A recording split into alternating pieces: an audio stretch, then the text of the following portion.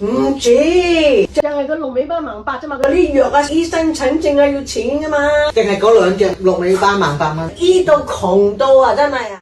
頸椎移咗位，肩周移，所以咧就手臂咁啊好啦，你醫我啦，佢又醫唔到，又揾個第二個醫生睇，佢話你坐骨神經痛，咁你醫我啦，醫2次又唔醫我啦，啊咁啊死啦！我痛到而家行唔到啦，樣樣都醫唔到嘅，講係識得講嘅。咁嚴重係拗咗幾多年？我咗30幾年啦，一路都睇緊醫生嘅，但係醫生睇我唔到啊，痛得好辛苦，唔知點樣點啊，度度都話冇得醫咯，人哋好識帶我去嘅中醫，佢個仔就係香港大學中醫碩士畢業嘅，碩士畢業好厲害。你唔好講嗰個啦，冇用啦，冇用，冇佢淨係打麻，唔夠血氣，個個醫生都話我唔夠血氣嘅，你捨得咧就食個鹿尾巴，分5次，之後一隻食晒咯喎。咁啊，第2次再食多隻啦，食多隻你會飛噶啦。佢話你睇下對面嗰個乜公司嗰度啊，你問下佢啦，佢哋食咗之後佢真係行得好快啊！我個女答覆佢啊，我媽咪行得唔痛就得啦，買咗2隻食咗2隻嘛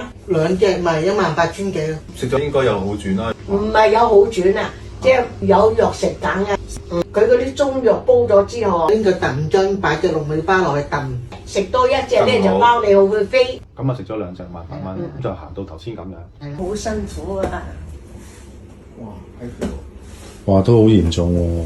係好痛啊，度度都話冇得醫咯，我痛得好辛苦啊，唔知點樣處置嘛。食鹿尾巴滋陰補嘅，一定係有益嘅。咁對於老人家嚟講係好好嘅。咁但係問題係對你個症狀有冇用？唔得。點解唔得？即係啲舊症未就消失啊嘛。問題就係、其實筋膜去到你80歲，必然係退化嘅。30年你都未可以將佢處理，越遲處理嘅話咧，佢就相對收縮，跟住咧下一步就進入鈣化，即係變硬。收縮仲要變硬。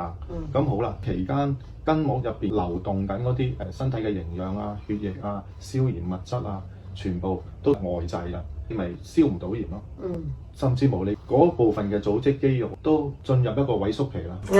你講得啱，有人解釋俾我聽過。鹿尾巴佢係補，中醫係一個角度，你唔夠血，所以我補血，補血咗之後你就大鑊。點解唔夠血補血咪啱咯？點解會仲大鑊啊？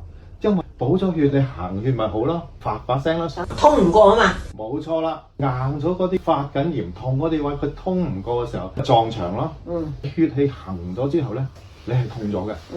做運動係解決咗血氣方面嘅問題嘅。但係冇解決到你痛嘅問題，因為筋膜始終係處於一個脹啊鈣化嘅，入邊包住嗰啲垃圾，充滿濕氣、寒氣嘅體液係冇營養嘅，稀釋咗令血氧個濃度係降低嘅，咁呢個係不利於你減痛嘅。咁但係外圍冇筋膜變異嗰部分唔會分㗎，佢又行血喎，你個背脊話俾我聽。如果呢個時候去跑，你係痛咗嘅。點解我會咁清楚呢？因為呢個狀況我都試過1-2年，我唔係講理論嘅。有痛症你唔能夠唔做運動，呢個係所有嘅運動治療啊，所有嘅醫生都係咁講噶嘛。但係你知唔知我一跑我個背脊係痛到要黑止痛嘅？咁點解啊？冇人解釋俾我聽，我自己用我身體研究咗2年，就發覺原來血氣一喐，甚至乎唔係運動啊，甚至乎我食飽飯咋，食飽係咪開始係增加氣血嗰個流動啊，就痛啦。食飽行去巴士站已經痛啦，所以補鹿尾巴係會唔會解決到你件事啊？啱，講得啱。香港大學中醫碩士，中醫碩士名氣就令你甘心使咗18000蚊。唔止，就係個鹿尾巴盲八啫嘛。嗰啲藥啊，醫生診症啊要錢噶嘛，啲藥100幾蚊一劑噶，醫到窮到啊，真係啊，我仲喺屋企嘔噶。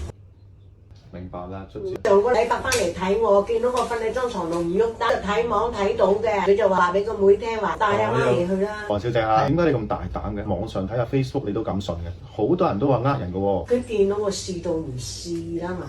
佢同我講完之後，我咪開俾佢睇。瞓你張床嗰度，落開個 iPad 睇你咯，日日都睇㗎。多謝你先，即係你睇我多過睇馬國明係嘛？電視好耐冇睇，我唔睇馬國明嘅，我睇完之後我有得救啦嘛。多謝你先，你唔驚我又係第2個碩士咩？唔係啩？你講得好清楚嘅喎。因為咧我自己係痛出嚟，而且我個痛亦都係非常之嚴重，唔會輕得過。